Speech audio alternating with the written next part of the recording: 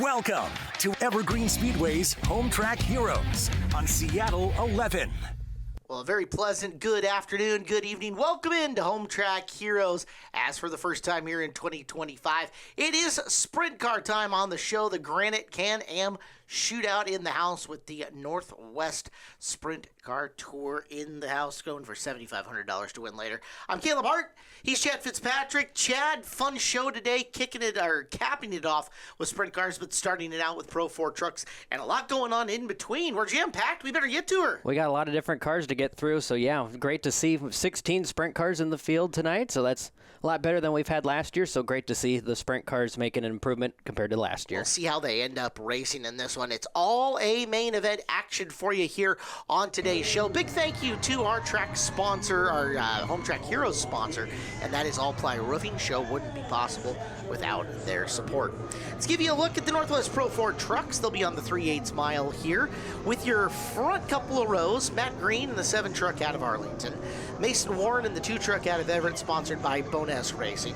Aaron Green in the 6 truck out of Snohomish, and the 24 truck of Mechanic Cox out of Arlington, sponsored by Northwest Boiler. The 46 of Cody Cooey out of Snohomish, sponsored by Truck Parts Northwest. The 49 of Calvin Miller, new track record holder out of Arlington, sponsored by Rail Auto Sales of Burlington. The 8 of Shane Green has no home and no sponsor. The 9 of Greg Fawn out of Arlington, sponsored by the Alley Bar and Grill. Mac Angelides is the 93 truck. He is also homeless, according to our sheet, although I don't think that's actually how we should say it, but that's what I'm going to do. Jeremy Al is the 12 truck out of Arlington, sponsored by TD Al Skog. Cole Cooey is the 26 truck from Snohomish. And the round out the field, the number 16 of Evan Tips.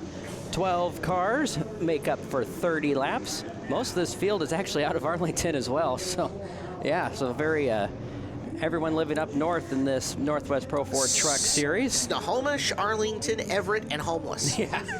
Well, okay, they're not homeless. There's 3 drivers who have not turned in their driver's sheet. That's exactly what it is. So they need to get on that. So we are gridded up 2 by 2 as we will see the green this time by.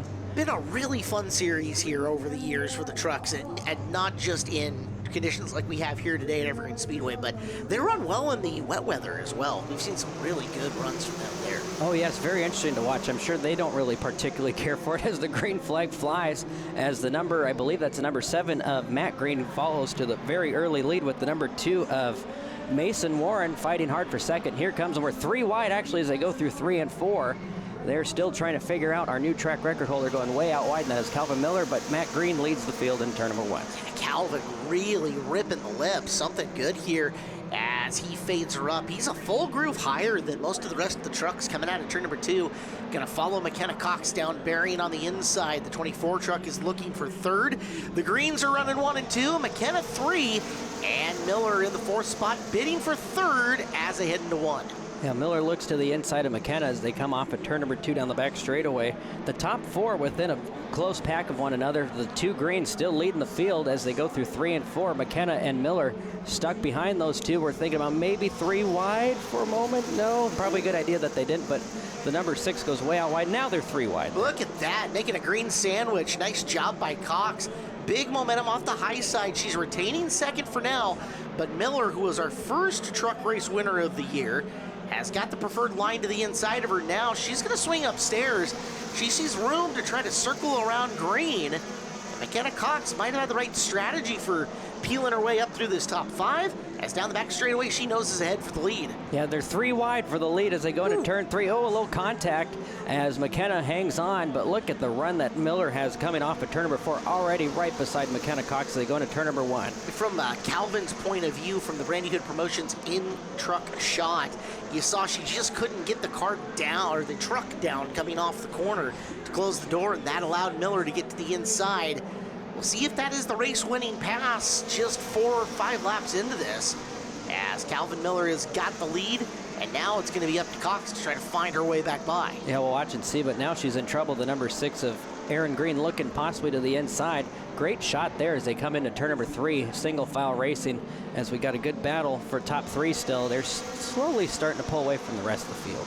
Miller with a couple of truck length advantage over Cox. Cox starting to try to build some pad between herself and the 6 truck of Green. The Greens have been fixtures here in the divisions for a long time here at Evergreen Speedway. So they've got a lot of laps around this place. They know how their trucks work. They know when they can push it, when they can't, as we get our first caution of the A-Main. Looks like turn number 4, the 2 of Mason Warren going around. We'll watch and see what happened here. 12 trucks still on the track. See if we got a little help. No, maybe it looks like just got, oh. My. Yeah, tail end might have finished him off, but he was going around already, at least from what we saw here from the front straightaway speed cam. So restack them, re-rack them, and back to action we go with, looks like 8 laps down, 22 to go. Calvin Miller, 1 week, his first week out, and now looking to put a second one in there. McKenna Cox is going to start to his outside, and we will get in truck action from Cody Cooey in the 46, who is on the inside of road number 3, it looks like. So through 3 and 4 as they come off of turn number 4, and the green flag is out. Calvin Miller and McKenna Cox lead the field into turn number 1, and a good jump for Miller as they come through 1 and 2. He will regain the lead with McKenna, shoots right down to the bottom to protect that second place position. The race for 3rd, 4th, and 5th is on. That is Cooey trapped on the inside with the 2 greens flanking him. He's got green Aaron version right in front of him, and Matt Green to the outside, pinning him to the bottom of the racetrack. Cooey, though, slingshots underneath, and you'll see him make the move on Aaron Green's 6 truck. He's going to try to slide up into 3rd as they head into turn number 3. Yeah, he'll grab that 3rd spot. Looks like, yeah, completely now with about a truck length ahead of the 7 of Matt Green. Those 2 greens, yeah, like what you said earlier, they've been out here for a long time. Those trucks are probably one of the oldest Pro 4 trucks out there. They actually started on the old WWRA Friday night Tornado trucks 15, 16 years ago. We got some more issues. The caution coming out once again. All right, 2 more trucks involved, including the 16 of Evan Tips and the 93 truck of Mac Angelides. Let's get a look at those 2 and what happened. And it's gonna be, yep, the 16 of Tips just barely collects Angelides there at the very end. We will rack them and stack them again, and we'll try that one more time. So that was caution number 2, I believe. Yeah. 2 or 3. Well, and Calvin Miller's not going to want to see a bunch of these. No. Every one of these, spin the tires, tire doesn't fire back off, doesn't get warm once again. A lot of things can happen. The more restarts, the worse it typically is for your leader. You want to get out there, you want to establish, you want to get to traffic and start putting lap cars, lap trucks in this instance, in between you. So we'll see. It's the 3rd shot. And getting off and going, and we're green.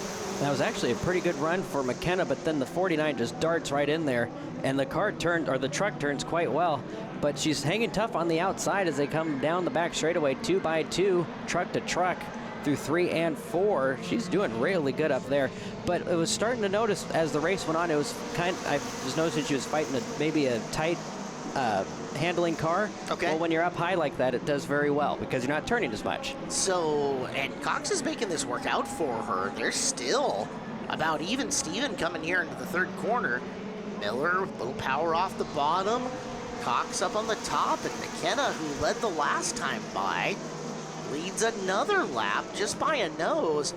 This time not a great turn number 2, though, and here comes Miller back to retake the lead. Yeah, the back end got a little loose on her going through 1 and 2. Turn number 1's a little bit difficult compared to probably all the tracks in the Northwest. It's flat when you go into turn 1. You're sharing it with 3 different racetracks compared to turn 3 where it's actually, you got banking. Yep. So it's really, really hard to actually set up an outside pass going into turn 1 because you don't have that banking to work with yet. You look at it as well, and McKenna stayed real strong on the outside for those first couple of laps. Now she's faded back a truck length on this, and that could have been exactly what we talked about, maybe a tire cooling off a little more than Miller wanted to, taking a lap or 2 to get back up to where he wanted in terms of tire heat and grip on it.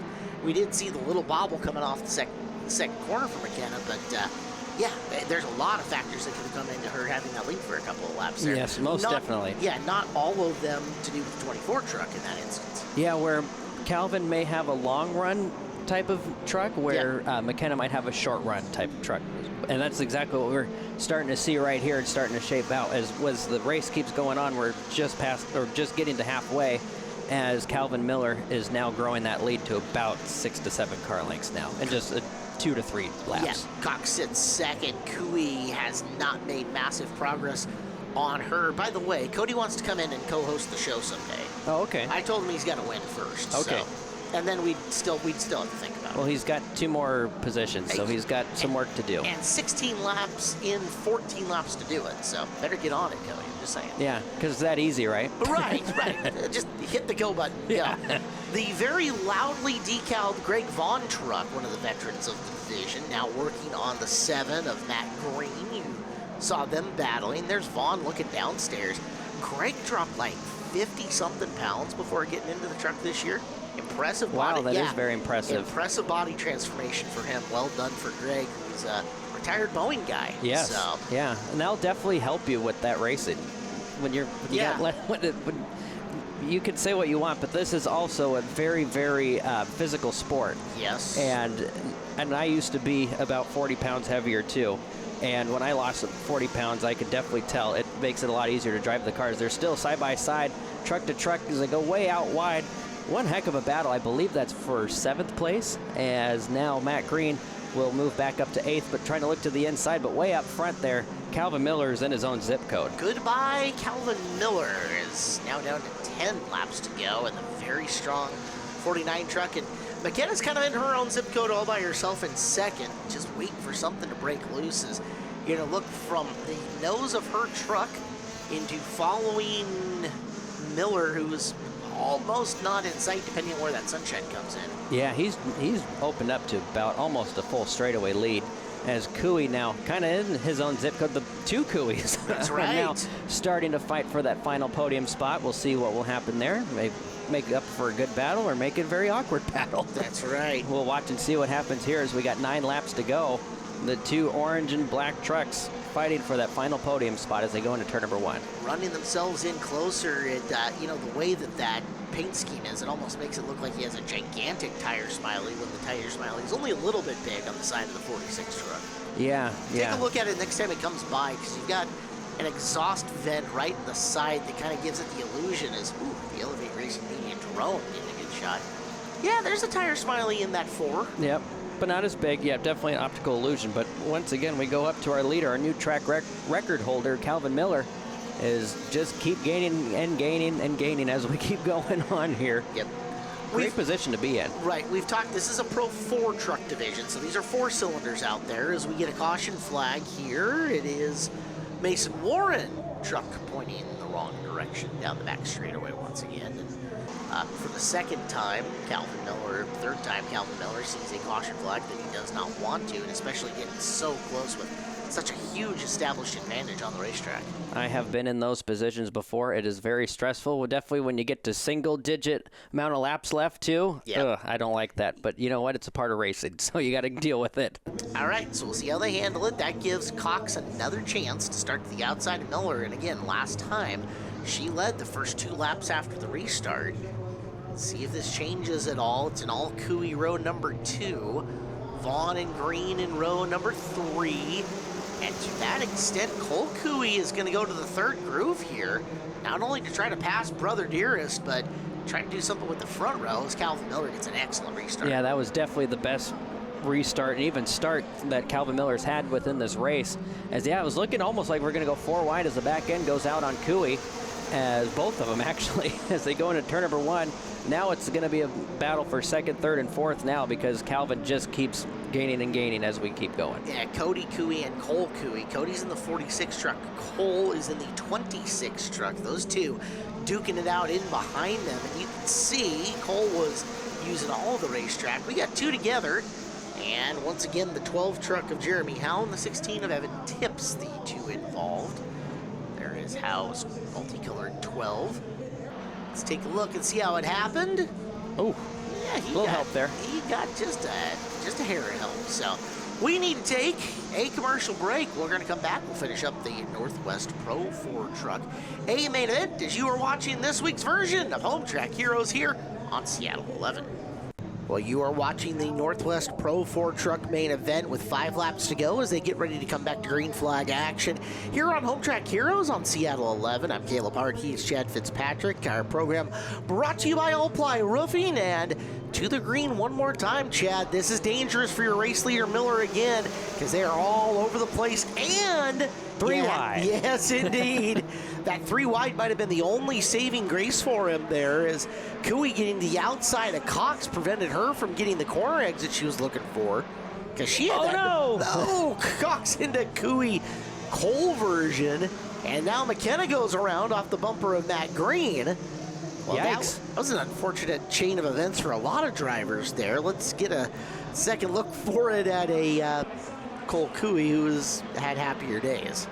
Yeah, that's just unfortunately fighting for the same real estate, and that tends to happen. It will. Well, Cooey with the extremely aggressive move. I mean, he made it. He got to the groove. He was there, but boy, it doesn't leave a lot of space in between and underneath. Yeah, that's definitely difficult. Looks like a lot of sheet metal damage on pretty much all the cars that were involved, so very unfortunate for the 3 to 4. Actually, looks like 5 trucks involved. Yeah, and you look at it. Take a look at the Cox truck. Here's from the inside, right?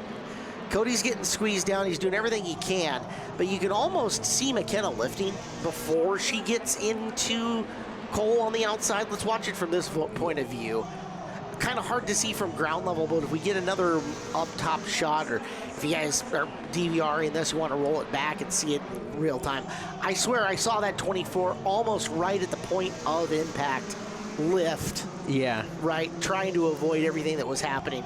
Here's another look from the Elevate Racing Media drone. It looks like just unfortunately a little bit of contact through all 3 of them, and that's unfortunately the result that no one was looking for. Right. It takes out your 2nd place truck and your 4th place truck, at least as far as the restart goes. Like physically on the track, you were like going to be 3rd, 4, 2, somewhere all in there, but absolutely jumbles up the top 5. We did not complete a lap on the restart, so we're single filing here in the trucks on this one until we double up. And then maybe we are doubling It's all up. fine. It's fine. They were just being a little slow at it. I'm allowed to be wrong once a year. That's twice now. So well, maybe. Well, this is a very odd. Okay, they're just not all together yet. I think we're only down to 5 trucks. So no, wow. That is actually the brand new Granite Falls restart, where you go 2, 1, 2. 2, 1, 2. Yeah, no, they do Granite Falls. They do things different in Granite Falls, and frankly, that's how that's going to restart be. Well, I believe it was free for them to get in tonight here as well at Evergreen Speedway, part of the Salute to Cities. But that actually made the race a little bit better. Oh, Greg, hold on. Look out, Greg. And we might have looked like maybe possibly the 2 Cooeys make it into the top 3 now, as Greg, the back end of his truck went around, as the 26 of Cole Cooey looks to the inside, grabs the final podium spot. White flag, 1 to go for Calvin Miller. It's a Cooey party up in the top 30 one more time. I like it. Yeah. Well, this race has been Calvin Miller's, other than a situation for a second or two on a couple of restarts. Once you've gotten out and into it, he's been the dominant truck here, and he will take home 2nd feature win of 2025 here at Evergreen Speedway. As there's the checkered flags, and Miller takes the W over Cody and Cole Cooey. Or am I a lap early? I think we're a lap early. The ticker lied to me. It did. That's fine. That was my fault. So you know what? It's not going to change anything. Well, now you got to say all the nice things about Calvin here in this last quarter mile. Well, here right? he comes off of turn number 4. Checkered flag for Calvin Miller, Cody Cooey, and Cole Cooey. That's your top 3. Well, maybe it is. We'll have to watch and see here. I think we have an issue here. You know, I'm just going to wait until JD throws the flag. Yeah, just throw the flag. Right? Yeah, okay. So we got a little bit of some issue on the old graphic on the left-hand side there. So, okay, checkered flag now. You sure? Bet. Checkered flag. All right, checkered flag. Just remember, folks, we're not volunteers. We're just not very good. As we go down to the podium for our winners' interviews. Cole, third place run tonight. Good finish for you up here on the podium. What's it like getting to wheel a truck around that 380 oval? Expensive.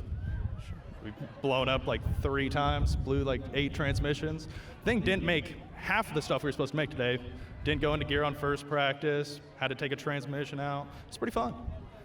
But a good finish. Third place got to feel good after all that. Who do you want to thank for helping to get out of here? Machias Materials, Doug Gearhart Trucking, JJ Cooey Trucking, Truck Parts Northwest, J2 Racing, and we'll call it there. All right, let's give it up. Third place tonight, driver of the 26, Cole Cooey. Cody Strong, second place run tonight. What more did you think you need to catch up to Calvin? Oh, I don't know what I needed, but I needed something. A tough race tonight, war of attrition at times. When you have a lot of restarts like that, what goes through your mind? It just makes me nervous because I knew my brother was right on me somewhere. And who do you want to thank for helping you get out here? Matthias Material, JJ Cooey Trucking, Doug Earhart Trucking, Completely Landscape, Cole Carson Trucking, and my mom and dad. All right, let's give it up. Second place tonight, driver the 46, Cody Cooey. All right, Calvin, 2 starts here at Evergreen Way, 2 wins. You set a track record earlier in the night. How are things going for you and the team? I can't see nothing bad. It was a great night, all in all. Very entertaining race for me. All them restarts leading was had to be a good show for all you guys, I'm sure. But that was probably the longest truck race at Monroe that we've had here so far. Yeah, talk about the amount of cautions. There's a lot. When you're having to control the restart, you're in the lead. Are you worried when the caution flag was coming out, or were you feeling confident? 50-50. I mean, I knew I had something going into one, and it was just how many times I could keep doing it with the rear tires the way they are. They were getting pretty bad the last few restarts. Who do you want to thank for helping you get out here to the top step of the podium? First off, I would like to thank my sister for coming to every single race that I've had here. My mom and dad, my grandma and grandpa, and my brother for coming out to support me today. Precision Forestry, Buck Tom's Trucking, Brandy Hood Promotions, and Rally Auto. All right, let's give it your race winner and your new track record holder, Calvin Miller. The fabulous Ben Iman with our trophy ceremony down trackside. Congratulations to all 3 drivers in the Northwest Pro 4 trucks. Well, settle in. We're also 4-cylinder on the 3/8 mile, but this is our fantastic BECU mini stock division. Racing's been really good for them here this year. Let's take a look out front, and this one is Tegan Bjornsson, the 59 from Arlington, sponsored by the Noel Corporation. To his outside, Ryan Hausenfluck, the 33 out of Lake Stevens, sponsored by Bees Fab and Tuning. Row number 2 is Gavin Ballou, the 12 out of Marysville. Absher Build LLC sponsors him. And his outside, Paisley Bender, car number 18 out of Snohomish, sponsored by Allied Motorsports. Brandon Lindbergh in the 88 out of Monroe, sponsored by Tire Pros. The 97, Zach Bristol out of Snohomish, sponsored by Racers Against Child Abuse. The 221, Lyndon Smith out of Everett, sponsored by PRCBD. And the 16 out of Lake Stevens, Travis Woodward, sponsored by Simon & Son Towing. Watch inside row number 5. That is Cole Reardon. Reardon has been arguably the fastest car in the division so far this year at Granite Falls, sponsored by Bob T. Builder. To his outside, coming out of Eatonville, it's 92 of Ashley Rasmussen, sponsored by A&J Custom Metals. Row behind them is Ronnie Absher, the 72 out of Federal Way, sponsored by United States Seafood. 61 is Randy Ditmars out of Snohomish, and sponsored by Debbie and Dan Cherneski. Our final row, the 14 Austin Kramer out of Snohomish, sponsored by Northwest Security and Sound. And our final car, the 11 of Keegan Mooney out of Bellevue, sponsored by Custom Auto Repair Specialist. As that is 14 cars for 30 laps. I believe we did have 16 on the ground. Unfortunately, a couple did not make it to the A main. So I believe that is the 3rd week in a row of having a full field for the mini stocks. It's a fantastic thing. Traffic makes for better racing at all times. We'll watch and see how they sort out as Don fairly pulls the Speedway Chevrolet pace car into the infield. I think Don's got his San Francisco Giants hat on tonight as he rolls around. And we'll work our way out of the corner and get this one underway. Through 3 and 4, a very, very slow start to our NASCAR mini stock main event as we are green flag off and running here as we're thinking about 3 wide going into turn number 1. The 59, that is Tegan Bjornsson, grabs the lead, but here comes the 32 with the most dangerous last name ever, that is Ryan Hassenfluck, as they come into turn number 3. Paisley Bender was thinking about going to the Cooey playbook. She went up to that 3rd groove, at least on the start, now tucks in. She's working down low on Ryan to try to pick off that position. And she's going to have it going into the corner. Looking at 2nd from Ballou in the 12. He's kind of strung up in the middle, but he's happy there for the time being. 97 of Bristol coming through, and our former Stinger 8 champion Brandon Lindbergh is taking the mini stock racing quite well. He sits 5th. And going way out wide was the 32 Hassenfluck. He almost lost it, but out front, I believe he was a rookie last year, the 59 of Bjornsson, with the comfortable lead with about 2 car lengths. Oh, I guess he is a rookie this year and doing great. Oh my, as we got a oh, that could have been way worse. Oh, yeah, that did end up and pretty still bad. Caught the tire wall in the back straightaway, the 18 of Paisley Bender. But you and I were seeing the exact same thing, depending on how that car kept going. I think that's a much more gentle finish that we were envisioning. Because anytime you're sideways like that, as long as you are, Yeah, back end catches and spins her back around. So tough for Paisley is contact between her and the 12 of blue. And that's one of those things, like, without getting the in-car view down the back straightaway, it's going to be hard for us to tell, did someone come up? Did someone cut down a little? Yeah. There's the slow-mo of it. We know the 18 car is wrecked at the moment. Here's going to be a good look. And it's it was like at the same time. Yeah, it's hard to not say, and you look at the way of it, without casting too much judgment, you can call it a bit of a racing deal. Yeah. And at the same time, you're more than welcome to make your own opinions back at home. I think we'll leave it there. That's a good place to be. So we have got to get this group back together. Unfortunately, those were cars inside your top 5, so some guys are going to move up and shuffle forward. And out front, that little bit of an advantage that had been staked by your leader, Tegan Bjornsson, goes bye-bye as we're going quad box here for the restart. So this will be restart number two, well, the first restart, as we got Bjornsson and the 97 of Zach Bristol. He moved up 2 spots there. So we go through 3 and 4. Very, very slow start once again as we go green. And that was a good start for Zach Bristol on the outside, using that VW horsepower as he will grab the lead off of turn number 2.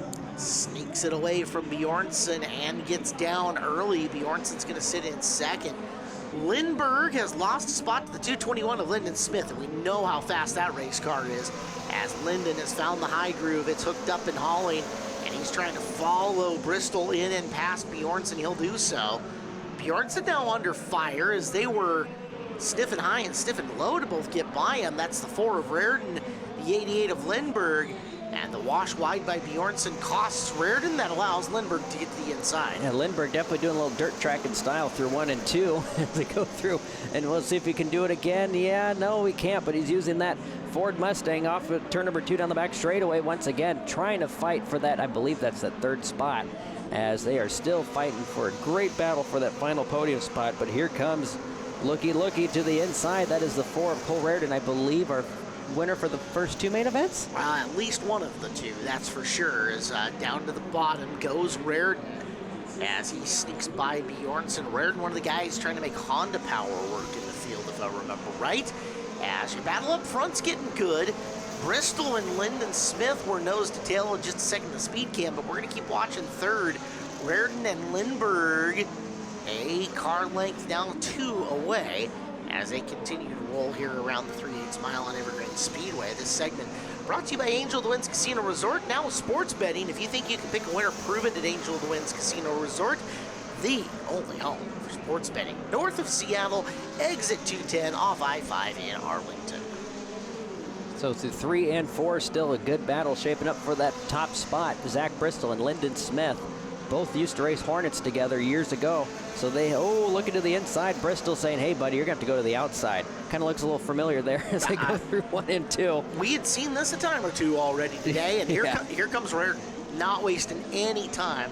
As soon as he is clear to 3rd, he is right up in that main event battle. Yeah, and that we got a perfect battle shaping up for the first top 3 spots right there. While those 2 keep fighting for that lead, it's just going to open up for Cole Reardon as they go into turn 3. Lyndon to the inside, that's slowing them both down. So watch and see what happens if whatever Cole can do, if they're still side by side, if he's going to make it 3 wide or not.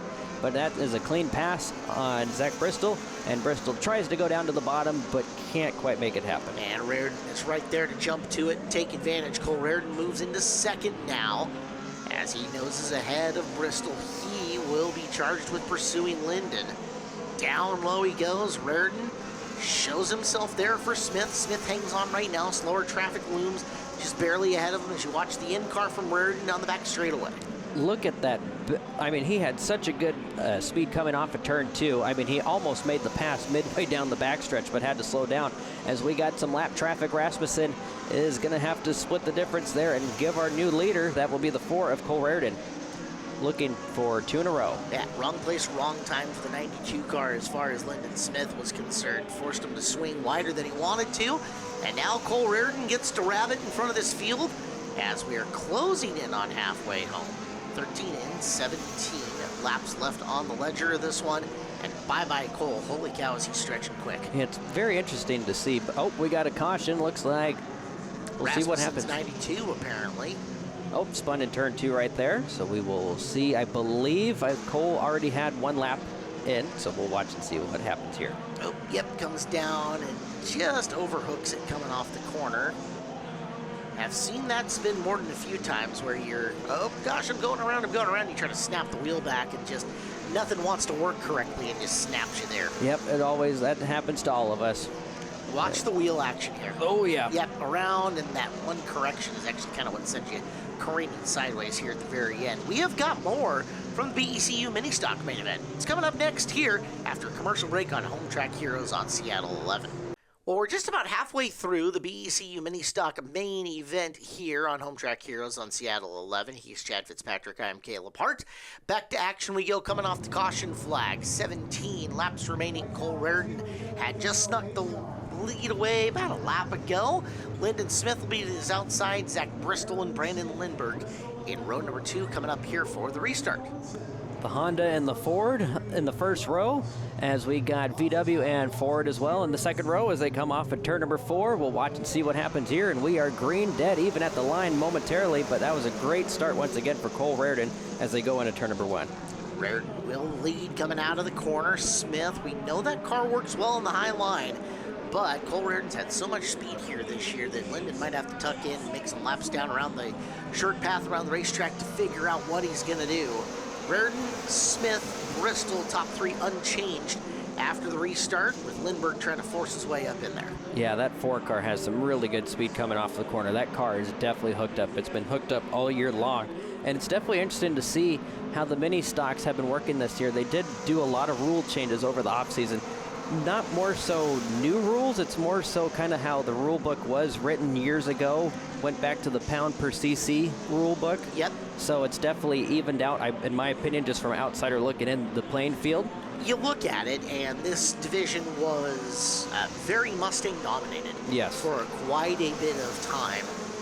And that is, you want an even playing field, and especially in a class like this, the variety in car types, make and model is part of the fun. Yeah, there are so many different makes and models in this class.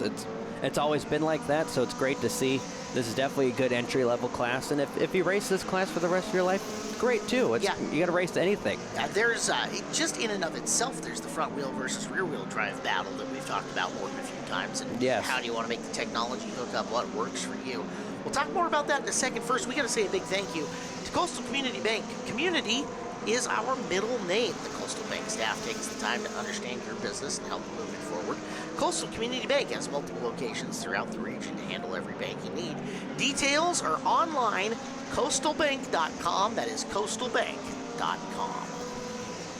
So we see a good battle shaping up for the 7th and 8th spot between Gavin Blue. He's slowly starting to make his way back to mid-pack as he was involved in the first accident. Had to put him to the back, so he's slowly working his way through. That's a good battle for that 4th and 5th position. Here comes Paisley Bender from the back of the pack as well, trying to hop into that top 5 position as well. And a guy we haven't talked about at all yet, Travis Woodward, the veteran, brand new driving suit underneath him here this week. He's putting the pressure on Lindbergh for 4th right now.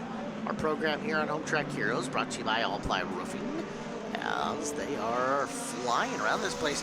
Quickly down to 9 laps to go. Cole Raridan is absolutely picking him up and putting him down. Oh yeah, this is definitely looking like the Northwest Pro 4 Truck main event as Calvin Miller was starting to go along. Same thing with Cole Raridan. As we keep logging the laps, the farther he gets away from 2nd. So perfect thing for him is Travis Woodward still trying every which way possible to get around the 88. The John Bender lookalike 88 of Brandon Lindbergh as they go into turn number 1. The JBR car's always so fast in 4-cylinder competition, and right now you've got him sit in position 4 and position 6 as they will sneak underneath Rasmussen. The 3 Fords, actually 4 Fords now. Yes, all in that run, as we were just talking about the previous Ford domination. That's one thing. I mean, John and the JBR crew know how to get a Mustang cornering and get that power down to the racetrack, especially this mini stock class. And with a lot of the mini stocks, there was a lot of trading over the off season. Yeah. So a lot of cars some were built from scratch, some were being sold. So this class has definitely improved within the last couple of years. And it's kind of funny because this class is known for one year you're having an okay year and the next year is great, but I think it's a lot of times because the people are moving up to pro lates and vice versa. Notable here, Bobby Fischer, who had such a strong year last year, is one of the cars of this group that did not make the call for the main event today. So we are lacking a Bobby Fischer who would be right up here and challenging for this feature win, you would think. Most definitely, is that battle for fourth, fifth, and sixth is definitely shaping up good. But then we go back to Zach Bristol, who is sitting in that third position, all in his lonesome as well. Same thing with the 221 and Lyndon Smith. Those three, I should say, in the top three are out just for a nice Saturday night drive at this point, as we will have 3 laps to go. Yeah, something drastic is going to have to happen between the 3 of them for anything to change at this point in time. But lucky for us, that great almost nose-to-tail battle, car length or less, separating 4th, 5th, and 6th. The 88 of Brandon Lindbergh, the 16 of Travis Woodward, and the 18 of Paisley Bender coming down to the very end. As 2 to go on the clock, and fun little challenge here for Paisley, still relatively young in her racing career, against the veteran Woodward, who is a very good defensive driver. It's going to take something for Paisley. Let's see if she can figure it out. So white flag, 1 to go for Cole Raridan, as it has been a pretty, I would say, maybe not so easy, but it's definitely been not so much of a challenge for him for tonight. It's a comfortable win, that's for sure.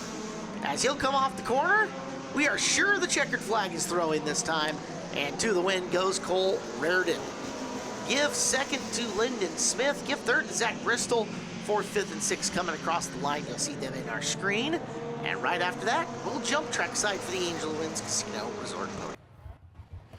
All right, Zach, third place run tonight for the 97 team. You were out in front for a while, but got run down from the cars behind you. How happy are you with the podium?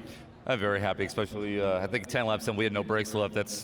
I couldn't enter the corner like I wanted to, and that's where Lyndon and Cole got me. And this is set up a little bit. We tried to go loose more on it, and it didn't do it enough. And I mean, for third place, so car straight, we had a good time, smile on my face. That's hard to argue with that.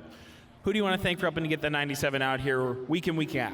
Well, he's not here tonight. Nat Barber, Amy Barber, for letting me run that beautiful Volkswagen. FTG boys, always helping out in the shop. My spotter, Doug Bennett, he jumped in since we kind of skeleton crew this week. Everybody's out of town.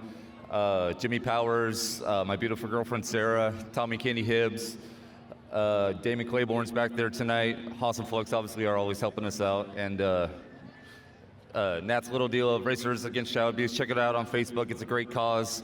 And obviously my sister Morgan also for putting up with me, my #1 fan here. And thank you, fans, for coming out. Thankfully, weather is looking great, and hope you enjoy yourselves tonight, and hopefully the sprint cars put a great show on for you. Let's give it up. Third place tonight, driver of the 97, Zach Bristol. Lyndon, strong second place run tonight, but just had to get to that 4. What more did you think you needed? I mean, I don't know. Cole's car is fast. He's a fast driver. It's going to take a lot to catch him this season, but we'll get there. Yeah, that run ran mostly green most of the night. How does the car feel over an extended run like that? Our car's pretty good at staying stable. It doesn't adjust a lot throughout the race, but they're definitely, by the end, you're pretty tight. Who do you want to thank for helping you get out here tonight? I got to give a huge thank to Dave Riddell. He's my crew chief. Without him, the car wouldn't be what it is today. JBR, they've been helping me out. My grandma, my grandpa, Joel, my spotter, my stepdad, my mom, the best emotional support you could ask for. I got to give a huge thanks to PRCB, Bosworth Trucking and Grading, Central Welding, and just anybody who's helped me get to this point. Let's give it up. Second place tonight, driver of the 221, Lyndon Smith. Cole, a great run for the 4. It's been a good start to the season for you and the team. Just how are you feeling after a couple of weeks in the car? Oh, I feel great. Couldn't be better. That car is wicked fast, and you're keeping it tuned in. Who's helping you get that car out week in, week out? Oh, man, I got to thank my crew, my girlfriend Jenny, Royce Tanner, Lucas, Sean Norton. This is impossible without a good crew, and I appreciate them more than they even know. My sponsors, Bob T. Builder, Royce Tanner Racing, NPM Welding, there's Full Throttle Graphics, Bickford Trailers, TransLab, Bees Fab and Tuning, Brandon Welch, he was out here tuning last week, keeping the motor running as good as it does. I couldn't do it without any of them. And thanks for all the fans. Thank you, Evergreen Speedway. Thank you, BECU. And that's it. Let's give it up, your race winner, driver of the 4, Cole Raridan. Victorious again for Cole Raridan. Congratulations to him. A fantastic start for the year for Cole. All right, forward we go. Super stock figure 8 time. First time we've seen the figure 8 course here on the program, the Monroe Grocery Outlet. Super stock figure 8s. The Cowboy John Carlson running for Bill Fleischacker this week in the 36, and Tasha Dunn, the 369, right next to him out of Sultan, sponsored by All Ply Roofing LLC. Papa's Bar sponsors the 36 of Carlson. Second row, 78, Jeff Anderson out of Snohomish. Family and friends support that car. Outside of him, the one-armed bandit, Quentin Borison in the 5 from Aberdeen, sponsored by Mary's Towing. The 20 is Skylar Cruz out of Covington, sponsored by Big Truck Service out of Fife. The 76S of Chris Southard out of Everett, sponsored by All Solve Plumbing. The 45 is Chevy Vincent out of Darrington, sponsored by Pro H&S. And the 17X Rick Yargis out of Stanwood, sponsored by McCarthy General Contractor. Row behind them is the 66 of Rick Jones. Rick sponsored by Spanky's Twisted Cartoons. To the outside of him, it's the 67 of Mackenzie Needs out of Monroe, sponsored by BECU. Row behind them, Tom Sherman, the 65 out of Monroe, sponsored by Zeke's Drive-In. And to his outside, the 11, last feature winner here in the class, is Blaine Manning, sponsored by Be Happy Carpet Cleaning. Final row all by himself, Devin Jenkins, the 195 out of Maltby, in the I'd Hit That Motorsports car. So 1 to go this time by, or this green flag this time by is, I will say it, this class has been a little on the rough side so far this year, so hopefully it might be a little bit smoother, a little bit cleaner. We will find out in the next 30 laps or so if they're on their best behavior as we come off a turn 4 green flag. Good news, some of those cars that have been roughed up are going to be in better shape, as done in the 369, right into the 78 of Anderson, and call him Chad Nostradamus Fitzpatrick, as already we are, Well, that was a series of unfortunate events right there, so. It was. We got. Already took out a Uke tire, already got a tire off a car flying out of nowhere. I actually think the wheel is still on the 269. I think it completely de-beated off the wheel. We'll see here. Borison's perspective. Get in and hang on. And it was the right rear, which I don't think made contact with anything. What in the world? So that was interesting. Oh, okay, no, now we see it. Yeah, it got clipped. Yeah. All right. So the tire may still be good. You know, those are very expensive tires, so hopefully in her case that is still good. This was a 10-car invert, so that was pretty close to being a full invert. We got a little bit of auto bowling going on here. Jeff Anderson caught it from every single direction there, although, like, you look at the way that sequenced out, he was trying to get to the low groove when it may not have been available to him. I mean, not yet. All right, so after the chaos of the opening try, the front of the field's going to look slightly different, although Anderson's car's still rolling. Look at that. That's very good. I'm afraid to say anything now throughout the rest of the race. I think you laid a good enough whammy there on the opening lap. We should be all right. We still have 12 of the 13 on the move, so. And this class is still growing. We're missing about 10 cars. Yeah, Sheridan Vincent's coming back. We know that. The Grizz Doug Delfell should be out very, very soon. We'll see Jeff Talbert at some point in time. Oh, yeah. We know that. And there's more. I just can't think of them off the top of my head because we're racing. And it went from an interesting front row with Carlson and Tasha Dunn to Quentin Borison starting on the outside of row number 1. And, you know, Cowboy's pretty darn good. And that Fleischacker car is getting really fast week in and week out between Cowboy and Steve Peters being in it every once in a while. However, the 5 cars got more race wins and championships than just about anybody in the past decade here. That's a tough draw. Probably between both of them, there's easily 80 wins or so. As we got Jeff Anderson going around in the north turn. We stay green thus far, but back to what I was saying, between the Cowboy and the one-armed bandit, probably over 10 championships, many figure 8 nationals, 60 minutes of fear wins, and over 50 main event wins easily. Yeah, the only thing we're missing is Steve Cox, and it'd be like the perfect front 3. Oh, yeah. Yeah, and apparently Steve will be coming out at some point. Oh, yeah, we'll see him. He's in something at least once every year at Evergreen Speedway. 60 minutes or figure 8 nationals, one or the other. We'll see Steve. As we get some intersection traffic already, as we are only 3 laps into this, so we are starting to spread them out now. Well, they are going to have to, because the intersection makes a bunch of fun. The 65 of Tom Sherman just going to hang out and stop. Give us a good look at the Zeke's Drive-In sponsor in the rear corner. We'll take a break. We've got more Superstock Figure 8 main event coming up next year on Home Track Heroes on Seattle 11. Superstock Figure 8 main event is just a handful of laps in. We will get right back to her here on Home Track Heroes on Seattle 11. I'm Caleb Hart. He's Chad Fitzpatrick. Big thank you to All Ply Roofing, our sponsor here on Home Track Heroes all year long. We're 3 laps in, and we're going Delaware style. That's right, Delaware leader on point, doubled up 2x2 in behind him for Quentin Borison, who has led from the very get-go off of the big old cow catcher front bumper of John Carlson in the upper right-hand corner. What a cool point of view that GoPro is. And thank you to Brandy Hood Promotions, Ashley and Saxon for getting those all rigged up for us as we're ready to go back to green.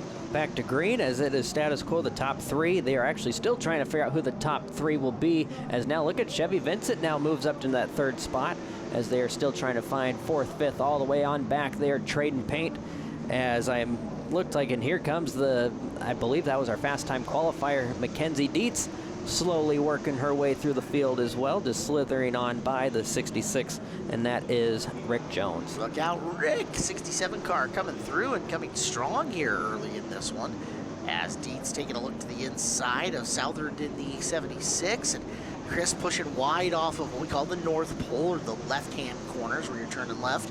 This is the South Pole, or the right-hand corners, and yeah, Mackenzie's on rails. That car is fast. Yeah, most definitely really fast. Fast time qualifier, like we said, and she just slowly slithering her way. Did a great job missing those 2 wrecks at the beginning of the race as we got the 78 of Jeff Anderson stopped in the intersection, trying to avoid contact, as now he's stuck once again. Yeah, you can see the car can move. He's just picking a spot. He knows he's down a lap already, and no point in tearing it up unnecessarily. As they're going wide for it, and there's Vincent dropping a spot to Dietz. Mackenzie Dietz is just on the hammer, and Blaine Manning's following her through. Last week's feature, or the last race's winner in Blaine Manning, has definitely got a good rhythm and confidence on his own. Yeah, he definitely had to work for that one the last time the super stock figure 8's route. So Chevy Vincent will move back to 4th. 5th is Blaine Manning, and 3rd is Mackenzie Dietz. And like I said, I've been watching her race for many years, and she maneuvers through traffic so well, and it's so nonchalant how she makes it through. It's very exciting to watch. If we get another in-car from her, hopefully we will at some point in time, I want to go through the things that she's got, not necessarily on her dash, but up on that flat panel next to her, because there are a lot of different devices up there that have a lot of different purposes. These super stock figure 8s, especially right now with the way the track is, it's not too hot out there, starting to creep in the shade. They're really gripped up. I think these are some of the faster times we've seen on the year for these guys. Yeah, this is... And girls. Yeah, this is perfect temperature. It's about, I would say, close to 55, 60 degrees. Just a little bit of sun going through the north turn there, but not enough to make the track too slick. So yeah, this is probably some of the fastest times we'll see all year long as we get farther and farther into summer, as hopefully the temperatures will start to warm up, as that will make for a slick track. Jones and Yargis brake check between the two of them as they headed their way into the intersection. Well, this division is the Monroe Grocery Outlet Superstock Figure 8s. And Monroe Grocery Outlet, your locally owned neighborhood grocery store. They offer name brand products and fresh produce, organics, wine, and more at 40 to 70% less than traditional grocery stores. See Terry and Linda at the Monroe Grocery Outlet. Monroe Grocery Outlet, the proud sponsor of our NASCAR Superstock Figure 8 class. As, that intersection slowly starting to get a little bit on the heavy side through there with traffic, as we got the 195 and his old, that is an old, for the people watching out front there, that is the old Victor Fort bomber from the 80s and 90s, so really, really old Camaro that doesn't bend like a late model car does. But it will if it gets hit hard enough. Oh, yes. That's the thing with the intersection. Borison is doing his normal, excellent job of navigating traffic, but I'll tell you what, Cowboy is there, and Borison has not gotten away from him. So John Carlson keeping Quentin in striking distance in case the big mistake happens out of the 5. And all it would take is if the 5 of Quentin has to slow down to miss a collision in the intersection, and the Cowboy is right there, and he could pounce for that lead as they're starting to spread out again. So we may even see that as they are slowly starting to dwindle away from the rest of the pack, except for looky, here comes the 67 of Mackenzie Dietz. That's very impressive. She was about half a lap away from them, and she has caught up to those two. Absolutely flying as Dietz. One thing working in Cowboys' favor here is seat time here in the year. We'll explore that as we look at Vincent just barely missing the lead pack coming through, and it's going to cost him a spot. Manning's got opportunity to go low and pick that off, so move Manning up and into fourth as Dietz poking her nose to the outside. With 12 laps to go, 18 down, Mackenzie's looking to get second away from Cowboy, who Quentin Borison just runs this super stock figure 8 car here at Evergreen. Cowboy is getting regular seat time not only here in the Flyshacker car, but back east where he took his Outlaw figure 8 to Indianapolis. So he's racing darn near weekly at this point in time. It's a lot of seat time for him. And you know what? You could be racing for 30 years, 5 minutes, or 40 years. The more seat time you get, the better you get. I mean, we see it on TV. There's a reason why Kyle Busch used to race the trucks every week, the Nationwide or whatever they call them this week. Look how much Kyle Larson races, right? Not just, and we know all about his open wheel dominance and what he can do with that, and all the times that he's jumping off to run with High Limit or the Outlaws or guys like that, but, you know, jumping into the Busch car once again and picking up seat time there. Kyle races as much as he can. For my money, there's no better driver on the planet right now than a Kyle Larson. I agree. Seat time is everything for him. I agree, and yeah, you're 100% right. The more you drive, the better you get. You learn everything. Every time you get on this track, you're going to learn something. Speaking of which, we might have a battle for the lead here. Who's going to be able to lean on their experience in getting through this traffic better? Borison, Carlson, Dietz stacked up like sardines in a can. Neither of them can get past Southard. Who's going to be the first to jump out of line? Yeah, this will be interesting here because, you know, in the figure 8 division, they don't give out the blue flags, which is the move over for being lapped. So if you don't move over, you kind of have to create your own destiny and move them over if they are going to cost you a position. And I'm starting to see that as Borison is slowly giving just a little tap to get him out of the way, saying, hey, buddy, this is not your race. Get out of the way, as he definitely did. And that actually worked out perfectly for all three of them. I think he might have just given the love tap at the right point in time there to get past that next piece of traffic. So Borison gets through the two slower cars that had him gummed up. Dietz taking a look to the inside of Carlson. Carlson swinging wide, thinking about making the move to the outside of Borison. Couldn't quite get there. As Quentin holds on as we're down to 5 to go, and the race up front is hot. Looks like a 3-car train race between our top 3 right there, as now it'll be clean for the time being for Borison. He's actually able to stretch out that lead to about 2 car lengths over Carlson, as it's looking like when the 36 of Carlson gets up to the one-arm bandit, he's fast enough to be there, but he's not fast enough to pass him. Something's going to have to happen. And he hasn't used the front bumper to move him yet. So, and I say yet, it's expected. A little bit of front action, bumper action does happen in these cars on a pretty regular basis, but right now Quentin's got enough of a pad that he doesn't have to worry about it with 3 to go. And between these top 3, you're going to have to use your front bumper sometimes, but these top 3 are generally not known for doing that. At least from what I can see. I don't race with them, but from an outsider looking in, that's what I see. I have heard from Mackenzie that the way that Quentin and John race is very subtle with the front bumper. Not saying it doesn't happen. They're just very good at not making it look like it's a heavy tag. And that's a gift It to is, have. absolutely. And she respects them for it. It's skill. Yes, So- yes. This is figure 8 racing. It's still somewhat of a contact sport. This is what they're doing. A white flag 1 to go for the one-arm bandit Quentin Borison. All right, one more time around into the corner. Everybody runs each other clean through the turn, down to the final end. One more intersection pass. And Borison with the love tap from Carlson there. Mackenzie swinging wide to try to make something happen. Burning the tires up, but your top 3 stays in place just like that in a fantastic Monroe Grocery Outlet Super Stock Figure 8 finish. Let's go talk to the top 3 down trackside. I'm an impatient person, personally. How on earth are you able to just bide your time, wait for an opportunity like you had there at the end, try to take that chance, but for all those laps when you're just careful, patient, waiting for your chance, how do you do that? Well, I obviously didn't do it very well because I didn't get second, but it was pretty close. I was going to give them a run for the money. I saw them coming into the north, and they were stacking up, and so I was trying to make an outside pass, and I just did it I was a little too patient. Fair enough. Driving that number 67, you've been consistent all season long. How are you feeling as it continues on? You know, we're feeling pretty good this season. You know, we had some wins last year and some DNFs, so we're just trying to be consistent and try to make it up on the podium as often as possible and do the best we can for the fans and for our sponsors and our crew. And speaking of sponsors, who would you like to thank? I got to thank BECU, Rep and Welding and Rail, Bickford Ford, Ghostum Delta Cams, Two Girls and a Leaf. I'm trying to remember my car. We just have so many people to thank, and you know, my mom and my dad and my crew. But really, who I want to thank tonight is my mom. Happy Mother's Day to my mama. Happy Mother's Day to all the moms out in the stands. And just thank you guys for showing up and giving us a place to play. Driver the number 67, Mackenzie Dietz, third place tonight. Well, Cowboy, the boots are back, but the belt's inside the fire suit. What's up with that? You know, I got new boots. Angie made me go get new boots, so I got new boots, so that's part of it. And I got myself a new suit, and I just haven't taken it off yet. You put on a good show every time you're out here at Evergreen Speedway. Hopping between an Outlaw figure eight and a Superstock figure eight this year, but at two different tracks. How do you carry over the skills between the two?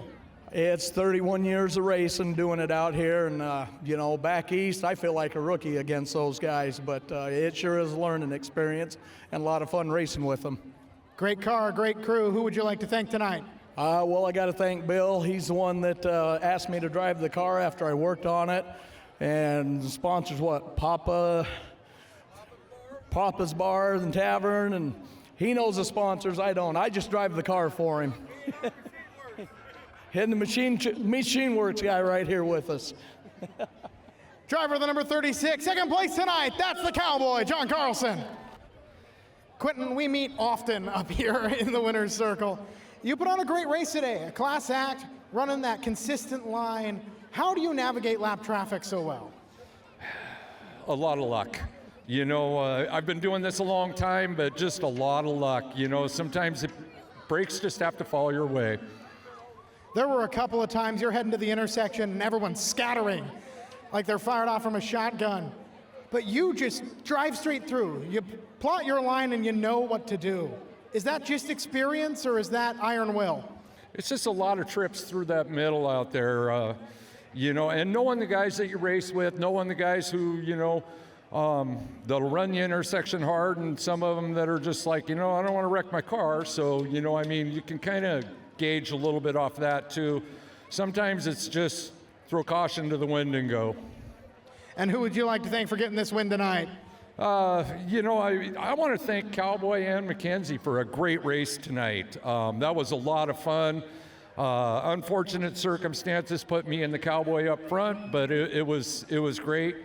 And then Evergreen Speedway, you guys, Seattle 11, Brandy Hood Promotions, all the people out here, the tow truck people, the medical people, the fans here that come out here. You know, you're the reason that we get to do this. You know, Mary, she owns the car, Mary's Towing, Olympia Pizza House, and Monroe Motel, and so many other people. Keith Taylor, Brandon Lovely, Tommy Gap, you know, my mom and her boyfriend Ron, you know, they're out here hanging out and stuff, supporting me every race, and it's just awesome. This is just such a cool thing to be able to do. Driver the number 5, race winner in the Superstock figure eights. That's the one-arm bandit, Quentin Borison. Well, we have hit the part of the program that I've been looking forward to since we got this one up and on there. I've had it circled on my calendar, Chad. Northwest Sprint Tour time for a 50-lap A main event around the 3/8 mile here on Home Track Heroes on Seattle 11. He's Chad Fitzpatrick. I am Caleb Hart, and this is going to be fun, boys and girls. Our program brought to you by All Ply Roofing. Driver's going to take a few laps, scrub the tires up, get some heat in them. You're going to see them not just trying to get heat into them, but they're actually physically trying to scrub any, I say debris, but like any loose stuff that they picked up. It's a very gummy tire, so they're trying to scuff them and get them as clean as they can for the opening lap. So that's the purpose of what you're seeing.